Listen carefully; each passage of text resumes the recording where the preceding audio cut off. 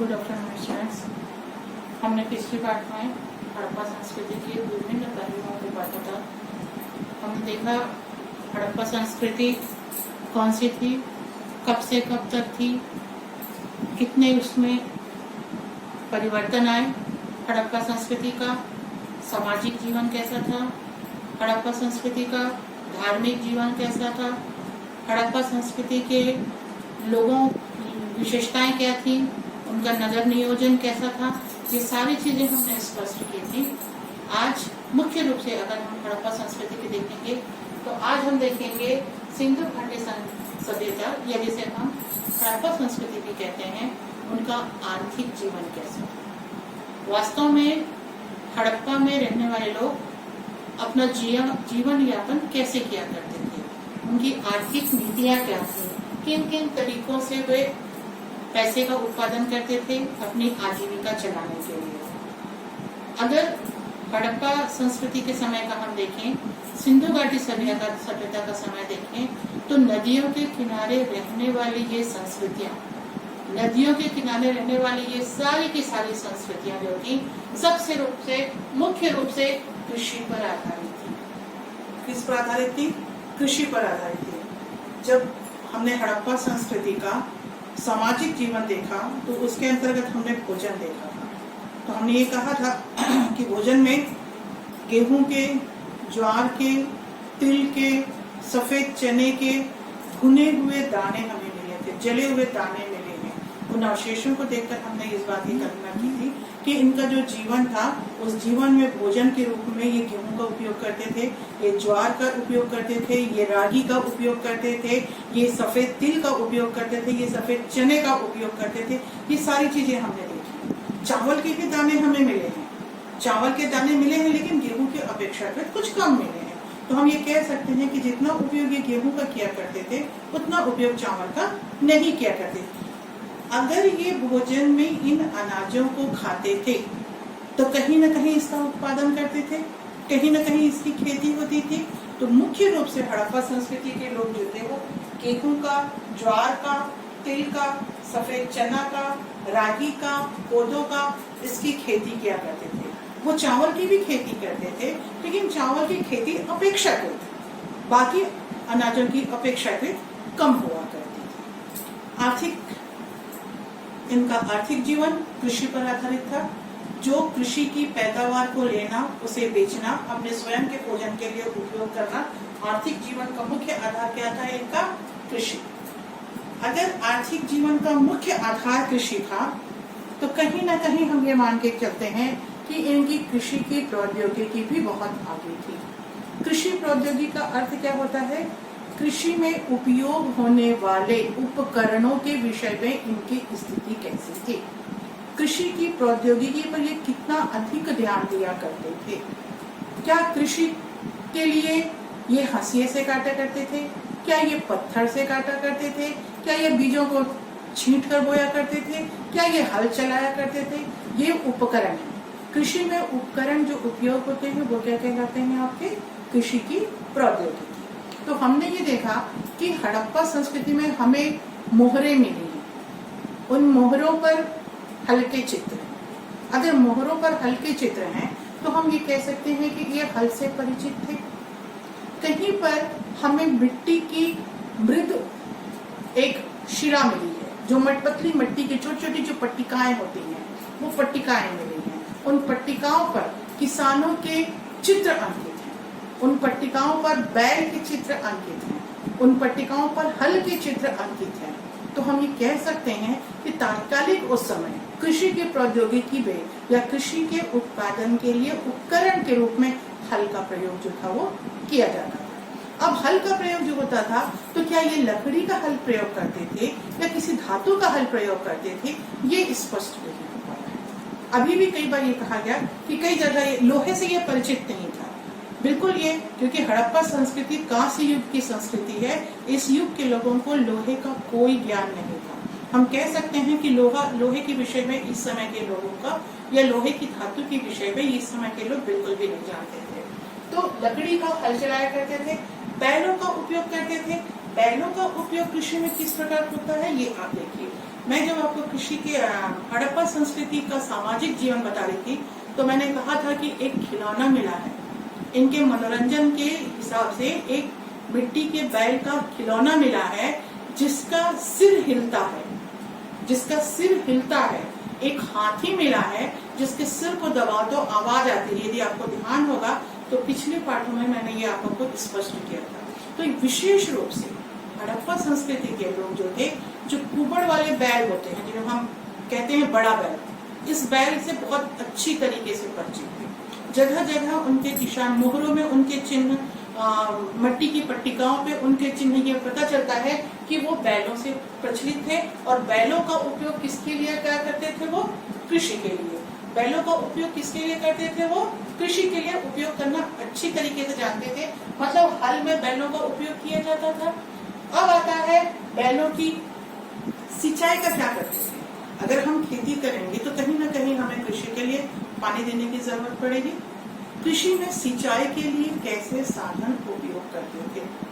कृषि में सिंचाई के लिए कैसे साधन उपयोग किए जाते थे? जब ये बैलों के उपयोग की बात आती है तो हम ये देखते हैं कि अफगानिस्तान के पास में अभी तक ऐसे कोई निशान नहीं मिले जिसे शाश्वत कह सकें कि ऐसा ही होता है, ऐसा ही होता है ये नहीं। लेकिन अफगानिस्तान में हमें नहरों के निशान मिले। नहरें जो उस समय सिंचाई का एक साधन हुआ, जिसको देखकर ये कह सकते हैं कि नहरों के द्वारा उस समय सिंचाई की जाती थी। इतिहासकारों का ये भी मत है कि उस समय मुख्य रूप से सिंचाई का साधन जो था वे कुएं हुआ करते थे, और कुओं से लेकर के पानी खेतों में बहाया जाता था। आज भी अगर आप देखें तो हमारे जो खेत गांव में खेत के पास से नालियां बना करके खेतों तक ले जाया जाता था, और कुआं से पानी लेके नाली में डालते थे। नाली से पानी कहाँ जाता है?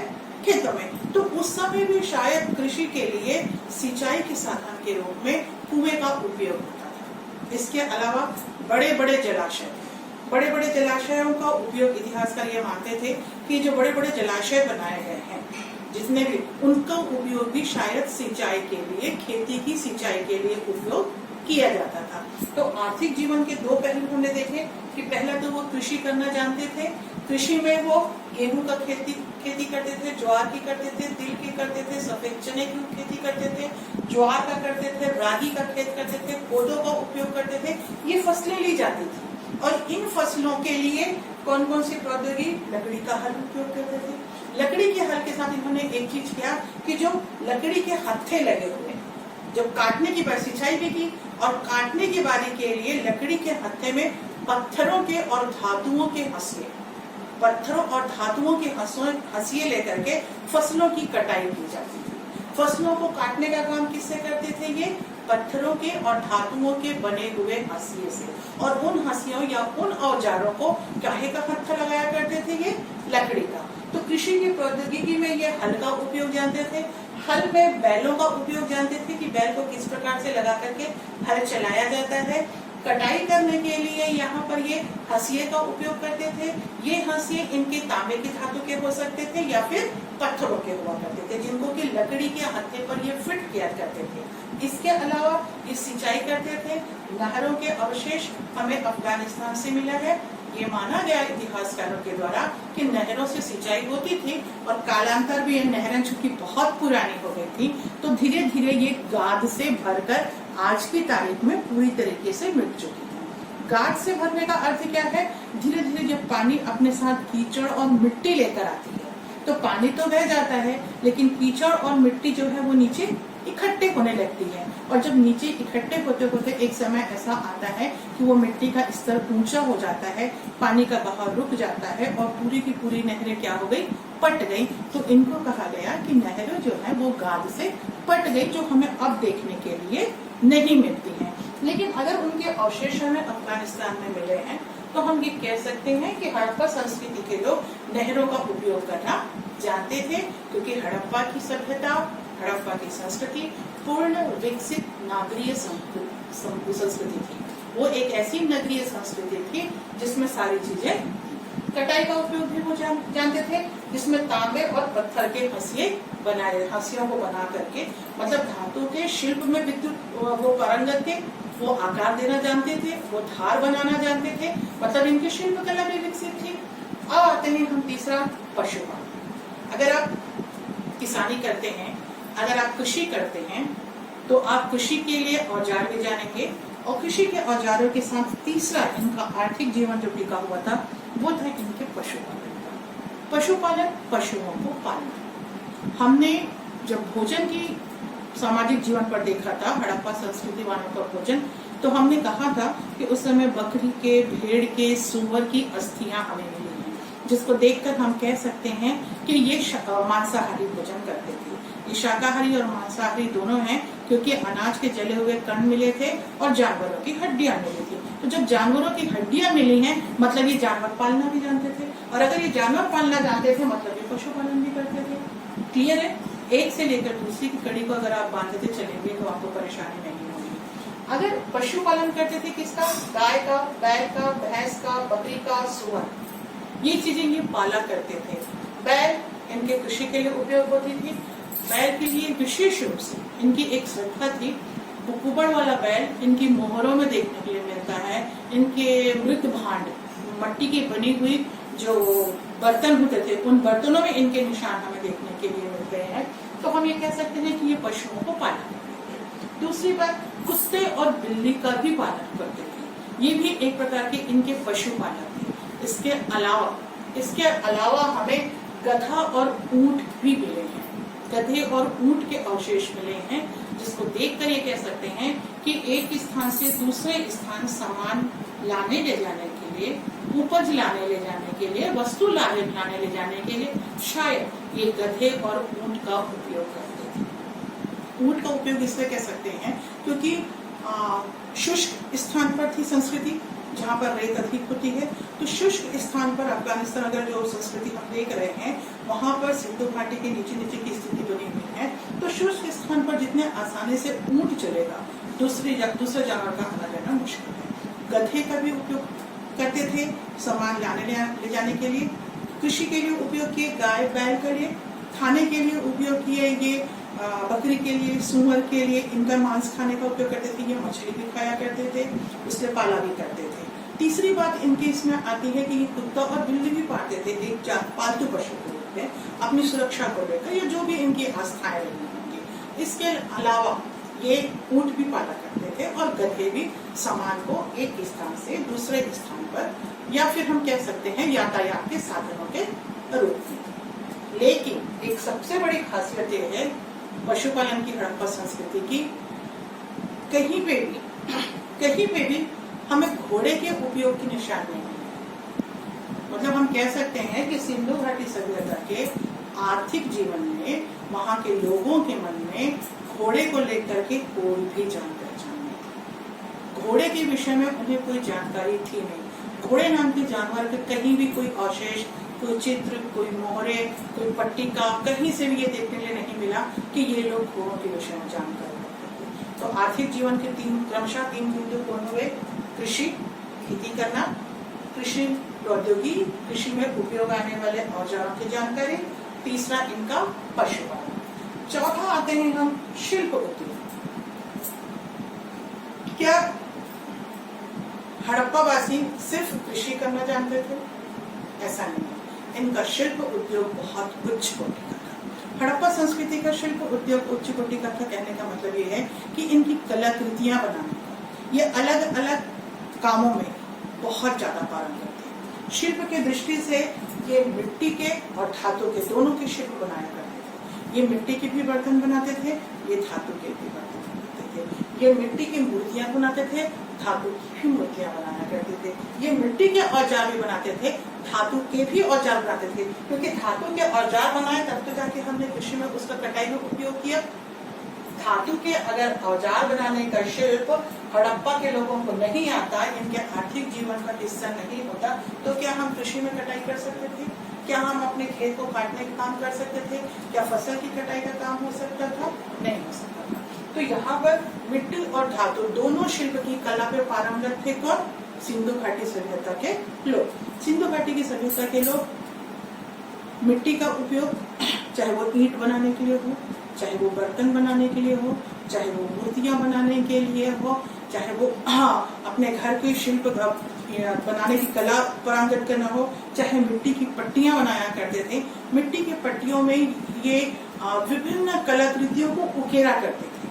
किसी बात किसी और को समझानी हो तो कई बार ये होता है, मैं आगे आपको और बनाऊंगी इनके विज्ञान, लिपि और चित्र के विषय में, तो आप देखेंगे कि ये एक भाषा का प्रयोग करते थे। और भाषा अगर कोई ना समझे तो आपस के कम्युनिकेशन को बनाने के लिए, अपनी भावनाएं दूसरों को बनाने के लिए चित्रों का भी उपयोग करते थे। और यदि ये चित्रों का उपयोग करते थे तो हम ये मान के चलते हैं कि सिंधु घाटी की सभ्यता के आर्थिक जीवन में शिल्प का पूरा प्रयोग था। ये मिट्टी के बर्तन बनाना, उनकी मूर्तियां बनाना, उनके औजार बनाना, ये भी काम जानते थे। धातु के भी औजार बनाते थे, तो भी जाके कृषि में उसका उपयोग होता था। इसके अलावा ये हथियार बनाना जानते थे। जब मैंने आपको इनका सामाजिक जीवन स्पष्ट किया था तो मैंने आपको बताया था कि हमें चित्र मिले हैं मृदभांड में। मृदभांड मिट्टी के बने हुए बर्तनों में कि तीर लेकर एक आदमी खड़ा है। अगर तीर लेकर एक आदमी खड़ा है मतलब ये तीर चलाना जानते थे, ये तीर से अवगत थे। पूर्ण विकसित नागरीय सभ्यता हड़प्पा की तीर के बारे में जानती थी। तो तीर लकड़ी के सामने क्या था, लगा हुआ था। वो लोहे का हो सकता है, वो तांबे का हो सकता है। तो मतलब ये हथियार बनाने की कला जानते थे, ये हंसिया बनाने की कला जानते थे, क्योंकि उसी हंसिया से फसल की कटाई किया करते थे। इसके अलावा ये तो हुआ इनका शिल्प। इसके अलावा कपड़ों की कटाई करना, कपड़ों की कटाई करना, कपड़े को बिनना। आपने जब इनका सामाजिक जीवन मैंने स्पष्ट किया था तो मैंने इनके घर की व्यवस्था बताई थी कि बीच में आंगन होता है, किनारे किनारे कमरे होते हैं, यदि आपको ध्यान हो तो और वो बीच का जो आंगन था वो इनके कटाई बुनाई के काम होता था। ये मैंने स्पष्ट किया था। तो कटाई की कला ये जानते थे। कटाई की कला धागों को आपस में जोड़कर वस्त्र का रूप देना, धागों को आपस में जोड़कर वस्त्र का रूप देना उस समय के आर्थिक जीवन का एक हिस्सा था। और धागों को कटाई करने के बाद में उसे रंगना, उसको रंगीन बनाना। हमने ये भी देखा है कि उस समय की खुदाई में हमें सुई धागे भी मिले हैं। अगर हमें सुई धागे मिले हैं मतलब ये कपड़े सीने की कला भी जानते थे। आर्थिक जीवन में यदि ये कपड़ा सिलना जानते थे, यदि ये औजार बनाना जानते थे, यदि ये आभूषण बनाना जानते थे, तो सीधी सी बात है इन चीजों का अपने लिए तो उपयोग नहीं करेंगे, कहीं ना कहीं व्यापार के लेन देन में इनके उपयोग होता था। एक दूसरे को लेने देने के लिए, अपनी संपत्ति के लिए, अपने आय के लिए। और ये चीजें क्या बनी, इनका आर्थिक जीवन। तो आर्थिक जीवन में एक और स्थान किसका रहा, शिल्प उद्योग का। काहे काहे के शिल्प इन्होंने उपयोग किए, मिट्टी और धातु के। एक बात हमेशा ध्यान रखिएगा, क्रॉस क्वेश्चन आता है, सिंधु घाटी सभ्यता कौन से युग की पहचान है? तो आपको आंख मूंद के बोलना पड़ेगा कि कांस्य युग की पहचान है। और सिंधु घाटी सभ्यता के लोग किस धातु के विषय में नहीं जानते थे तो वो है लोहा। तात्कालिक समय में लोहे की जानकारी सिंधु घाटी की सभ्यता के लोगों को बिल्कुल भी नहीं थी। सिंधु घाटी की सभ्यता के लोग लोहे की धातु के बारे में नहीं जानते थे। ये शिल्प जानते थे मिट्टी और तांबे का, मेन उनका तांबा था। मूर्तियां बनाए, कटाई बुनाई किए, आभूषण बनाए।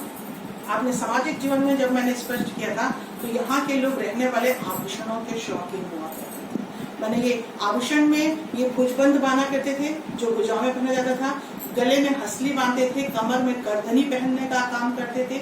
ये सारी चीजें बनाना भी जानते थे, मतलब इनकी शिल्प कला उत्कृष्ट श्रेणी की थी। इसके साथ ही साथ ये मनकों की माला बनाया करते थे, कीमती पत्थरों की बनाया करते थे, शंख की बनाया करते थे। यदि आप देखें तो शंख की कलाकृति, शंख को काट करके उसे आभूषण का रूप देना, शंख को काट करके उसका हार बनाना, शंख को काट करके उसके भुजबंद बनाना, शंख को काट करके कर्णफूल बनाना। ये कंठहार, कर्णफूल, भुजबंद, हंसली, करधन इनके प्रमुख आभूषण थे। और ये सारे आभूषण बनाने की कला ये जानते थे। ये इनके आर्थिक जीवन का एक हिस्सा है। आज भी हम यदि देखते हैं तो ये पाते हैं कि जिनके पास बहुत अधिक पैसा होता है, जिनकी आर्थिक स्थिति बहुत सुदृढ़ होती है, वो उतना ही अधिक आभूषण पहनते हैं। तो वहां पर उस समय बना करके आभूषणों को बेचना, लेना, सामाजिक विभिन्नता होती है। जो बनाते थे, जो पैसे की आमदनी के लिए बनाते थे, वो बेचा करते थे, और जिनके पास पैसा है वो खरीद करके पहना करते थे। तो ये है आभूषण, मनकों की माला। अब देखते हैं लकड़ी का उपयोग। शिल्प की दृष्टि से लकड़ी का उपयोग भी हड़प्पा के निवासी या सिंधु घाटी सभ्यता के निवासी बखूबी करना चाहते थे। कृषि के जितने औजार हैं ये लकड़ी से बहुत अच्छे से बनाते थे। कृषि के जितने भी औजार हैं ये लकड़ी से अच्छी तरीके से बनाया कर सकते थे। तो हम ये कह सकते हैं इनके आर्थिक जीवन में सबसे पहला स्थान किसका हुआ? कृषि का हुआ। सबसे पहला स्थान काहे का हुआ? कृषि का हुआ। काहे की कृषि क्या करते थे?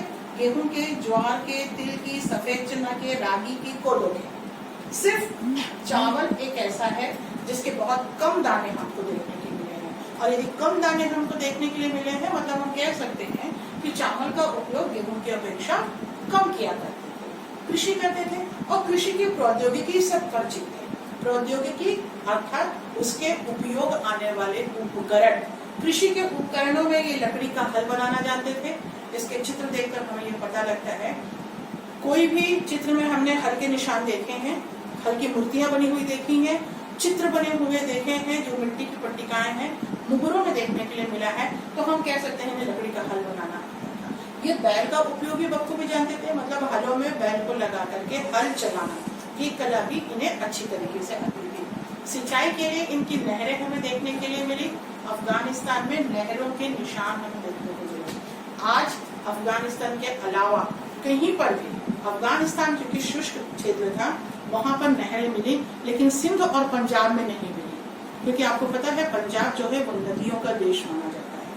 नदियां वहां पर बहुत अच्छी तरीके से आती हैं, तो सिंचाई के साधनों में पंजाब में हमें नहरें देखने को नहीं मिली। इतिहासकारों का ये कहना था या मानना था कि समय के अनुसार शायद ये नहरें जो थी वो गाद में पूरी तरह पट गई। गाद जो कीचड़ पानी के साथ आता है, जो धीरे धीरे जमता है और पूरी तरीके से नहर को पाट दिया। तो हमने कहा सिंचाई कृषि का एक हुए, उनकी सिंचाई नहरों से होती थी। वो नहरें सिर्फ एक सीमित क्षेत्र पर थी, और कुएं थे जो मुख्य रूप से इनके कृषि के साधन थे। दूसरा आता है कटाई। तांबे और पत्थर के बने हुए औजारों से फसलों की कटाई की जाती थी। जो अवशेष प्राप्त हुए हैं उससे हम देख सकते हैं कि लकड़ी के हत्थे पर हसिया बनाकर उसे फंसाया जाता था। वो हसिया पत्थर का भी हो सकता था, वो हसिया धातु का भी हो सकता है, जो मुख्य रूप से तांबे के रूप में दिखते हैं। अगर ये तांबे और पत्थर का हसिया बनाते थे मतलब ये शिल्प उद्योग में पारंगत थे। हम दोनों को जोड़ सकते हैं। यदि यहाँ हमें किसी प्रकार की कोई चीज मिल रही है मतलब इनका शिल्प उद्योग बहुत अधिक था। उसके बाद पशुपालन था। पशुओं का भी अगर खाने की एक खाएगा तो दूसरा बेचता भी था। हमने ये भी देखा, हमने सामाजिक जीवन में ये भी देखा कि मगरमच्छ और हिरण की अस्थियां भी मिली। मगरमच्छ और हिरण जो है वो पालतू पशु तो है नहीं, तो मगरमच्छ और हिरण की जो अस्थियां मिली उसको देखकर ये कहा गया कि शायद कोई एक ऐसा समुदाय जो कि उसके शिकार करके मांस को बेचा करता था, और शायद ये लोग लिया करते थे। इतिहासकारों का ये मत है कि ये लोग भोजन के लिए उस मांस को लिया करते थे। तो पशुपालन में ये पालतू पशु तो पालते ही थे, साथ में शिकार भी किया करते थे। शिल्प उद्योग हमने सामने देखा कि मिट्टी का और धातु के बर्तन बनाते थे, मूर्ति बनाते थे, खिलौना बनाते थे, आभूषण बनाना करते थे, मनके की मालियां बनाते थे। मनकों की माली आपको देखने के लिए मिलेगा। यहाँ शिल्प का एक और अच्छा उदाहरण बताऊं मैं। इनके जो दर्पण हुआ करते थे वो तांबे में जड़े होते थे। आज जब हम दर्पण लेते हैं तो स्टील में किस प्रकार के लगाया हुआ दिखता है, लेकिन तब क्या होता है, तब इसमें क्या था, तांबे के उस पर जड़े हुए थे। तांबे के जो स्टैंड बना था उस पर दर्पण जो है वो लगे हुए रहते थे। ठीक है, उसके बाद आते हैं हम व्यापार और वाणिज्य। आखिर इनका आर्थिक जीवन कितने व्यापार व्यवसाय में जुड़ा, सबको समझ में आ रहा है? सबको समझ में आ रहा है? कोई मुश्किल तो नहीं है ना? यदि नहीं समझ में आ रहा है तो आप अपना माइक अनम्यूट करके मुझसे पूछ सकते हैं। अब आते हैं इनके आर्थिक जीवन के व्यापार और वाणिज्य। व्यापार इनका आंतरिक भी था और विदेशी भी था। दोनों व्यापार किया करते थे। ये आंतरिक व्यापार भी करते थे और विदेशी व्यापार करते थे। हड़प्पा और मोहनजोदड़ो प्रमुख व्यापारिक केंद्रों के रूप में जाने जाते हैं। इन दोनों के बीच की दूरी कम से 483 किलोमीटर की थी। लेकिन ये 483 किलोमीटर की जो दूरी थी, ये समुद्र मार्ग के द्वारा, इनके व्यापारिक मार्ग के द्वारा पूरी की जाती थी। और समुद्र और व्यापारिक मार्ग के द्वारा, इन दूरी के द्वारा जब व्यापार किया जाता था तो कई चीजें ऐसी थी कि इनके पास कच्चा माल नहीं था। इनको बनाने की कला तो आती थी, लेकिन कच्चे माल की पूर्ति के दूसरी जगह से आपको लाना भी है, तो वो दूसरे राज्य से अंतरराष्ट्रीय व्यापार हुआ, उस व्यापार का भी काम करते थे ये। उसके बाद है नाप, तौल और बाट। आज हम जब दूध लेने जाते हैं तो लीटर में नापते हैं, 1 लीटर 2 लीटर दूध नापते हैं इस तरीके से। ये नापने की गति उस समय सिंधु घाटी सभ्यता के आर्थिक जीवन का एक हिस्सा थी, ये नापना जानते थे। दूसरी बात, ये वस्तुओं को तौलना भी जानते थे। तौलने के लिए बाट का उपयोग करते थे। ये कहा गया, जैसे हमारे क्या होता है, 1 पाव, आधा किलो, 1 किलो, 2 किलो, 5 किलो, हम इस तरीके से बाट का उपयोग करते हैं। उस समय बाट का उपयोग इस तरीके से नहीं था। उस समय ये द्विस्तरीय 1, 2, 4, 8, 16, 32, 64 दूना होता गया। 1 दूनी 2, 2 दूनी 4, 4 दूनी 8, 8 दूनी 16, 16 दूनी 32 और 32 दूनी 64। तो इस तरीके का द्विस्तरीय वजन जो उनका बढ़ता था वो द्विस्तरीय बढ़ता था। यहाँ पर एक बात और बता दूं, सिंधु घाटी सभ्यता के लोग दशमलव पद्धति से भी अवगत थे। वे दशमलव पद्धति बहुत अच्छी तरह जानते थे कि कैसे। तो जो इनके बाट होते थे वो घनाकार होते थे। घनाकार बाट का मतलब क्या पता है? जिसकी लंबाई, चौड़ाई, मोटाई, ऊंचाई बिल्कुल एक बराबर, वो क्या होगा? घनाकार। तो इनके बाट जो होते थे वो घनाकार बाट होते थे। लेकिन घनाकार इन बाटों में नीचे की ओर, जो नीचे की स्थान था, यहाँ पर द्विस्तरीय प्रणाली थी। यहाँ पर क्या था? द्विस्तरीय थी। मतलब 2, 4, 1, 2, 4, 8, 16, 32, 64 ऐसे वजन लिखे थे। और जो ऊपर लिखा था वहां पर दशमलव पद्धति थी। इतने दशमलव, इतना, इतने दशमलव, इतना वजन। इन्हें वजन को नापने के लिए ऊपर भी क्या लिखा हुआ था? दशमलव पद्धति। और नीचे क्या लिखा हुआ था आपका? द्विस्तरीय वजन की पद्धति। ये माना जाता है कि जो कीमती चीजें थी, जैसे आज भी हम जब सोना चांदी लेने जाते हैं तो बहुत छोटे छोटे बाटे में होते हैं, वजन के बहुत छोटी छोटी चीजें होती हैं। उस समय जो छोटी चीजें थी, 1, 2, 4, ये कीमती वस्तुओं के नापने के लिए काम आती थी। मुख्य रूप से मनके या कीमती पत्थर, जिनको आभूषण के रूप में उपयोग किया जाता था, उसको शायद छोटी इससे नापा जाता था। और जो बड़े नापने बड़े बड़े 4, 8, 16, 32 दशमलव पद्धति कीमती वस्तुओं के लिए, कम से कम वजन वालों के लिए, और बड़े वजन के लिए द्विस्तरीय पद्धति जो थी वो इनकी अपनाई गई थी। यहाँ पर विदेशी व्यापार था, विदेशों से लाना और ले जाना, वो दोनों कार्य किया जाता था। तो विदेशी व्यापार भी इनका चल रहा था। यहाँ पर आपको स्पष्ट है सिंधु घाटी सभ्यता में